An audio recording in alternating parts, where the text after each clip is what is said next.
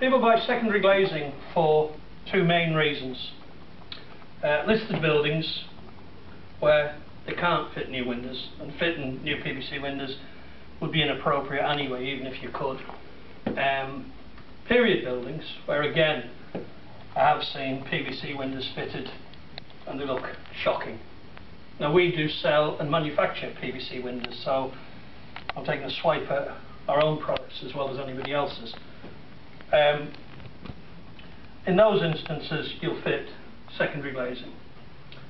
Another area that secondary glazing is commonly fitted is sash windows, because people want to retain the looks of the property. They don't want to rip out the nice windows. They're in good condition, so they'll fit secondary glazing. I've already gone through the various models that are appropriate. The other reason that people purchase secondary glazing is for sound insulation. Now that will encompass all those situations I've just briefly described, but one of our major sources of orders is from people who live in relatively new houses, have just had fitted, or they were fitted when they moved in, PVC windows, and they're unhappy with the level of sound insulation. And I would say that roughly 50% of our sales come from that situation. If you've had a quotation, I strongly advise you to get a quotation before you do anything else. The quotations are comprehensive.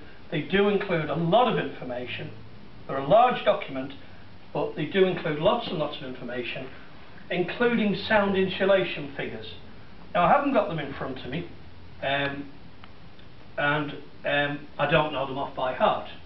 But what they do is, they tell you the sound insulation that a single glazed window will give you. They tell you the sound insulation that a double glazed window will give you, and a double glazed window unbelievably gives less sound insulation than a single glazed window.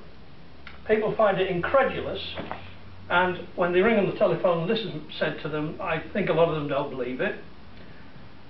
I'll tell you why they do that, but firstly I'll tell you the source of that information, and the source of that information is Pilkington themselves.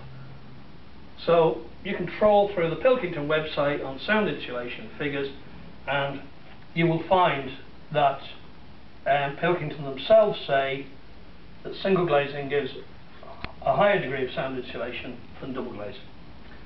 The reason for this is the second pane of glass in a double glazing unit acts a little bit like an amplifier.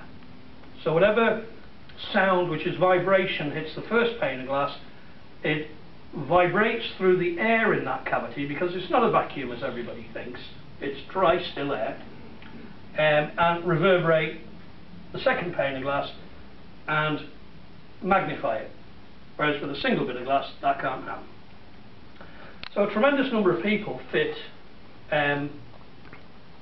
our secondary glazing units in new modern houses. We have a complete website called Protect Testimonials.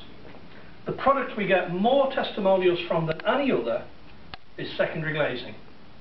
Now it's protecttestimonials.com, I think, www.protecttestimonials.com. It is included in our websites, it is included at the bottom of our emails, and you can read genuine testimonials. There are thousands of them, and we haven't published them all.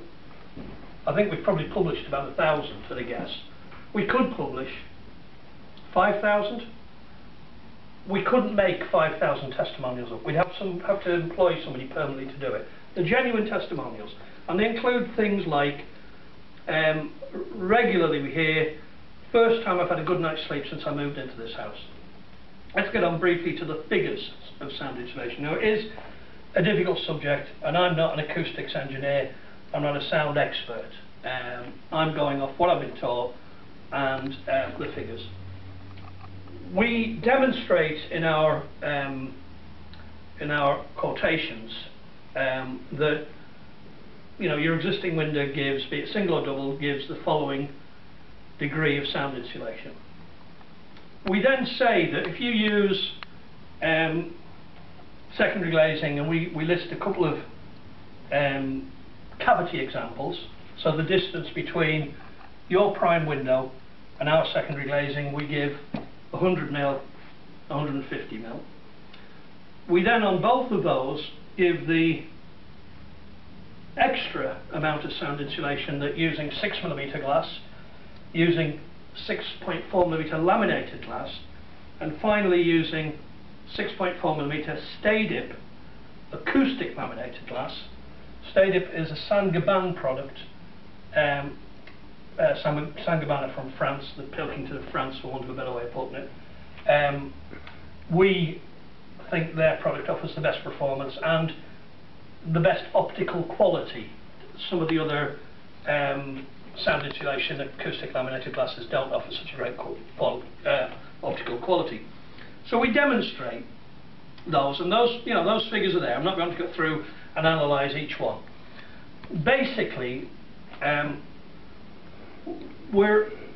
people say to us, well, there's only a saving between that level of glass thickness and cavity and that level.